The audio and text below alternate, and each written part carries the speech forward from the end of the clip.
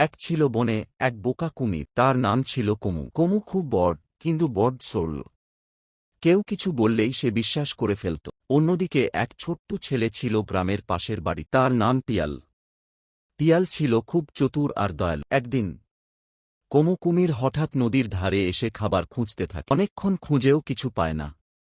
তখন সে ভাবে, এই যে পাশের গ্রামে ছোট ছোট বাচ্চারা খেলে, ওদের কাছেই কিছু চাই। সে নদী পেরিয়ে পিয়ালের গ্রামে যায়। সবাই ভয় পেয়ে দৌড়ে পালায়, কিন্তু পিয়াল পালায় না। সে বলে, তুমি কি ক্ষুধার্ত? কমু বলে, আমি অনেকক্ষণ কিছু খাইনি। পিয়াল ভাবে, কুমির তো মানুষ খেতে পারে, কিন্তু কমু তো বোকা, তাই বোকামি করে। তাই সে বলে, তুমি যদি আমার একটা ধাঁধার উত্তর দাও, আমি তোমাকে মিষ্টি আর কড়া খেতে দেব।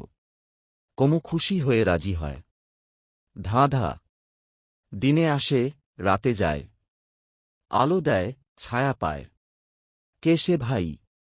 কমু খুব ভেবে চিনতে বলে, হয়তো পাখি।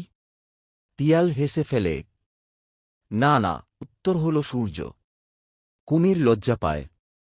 পিয়াল তখন দয়া করে বলে, চলো আমি তোমাকে খাবার দেই, তবে কথা দাও তুমি কাউকে ভয় দেখাবে না। কমু কথা দেয়। এরপর পিয়াল তাকে কলা, মিষ্টি আর কিছু চালের মোয়া খেতে দেয়। তারপর এভাবেই বোকা কুমির আর পিয়াল হয়ে ওঠে ভালো বন্ধু।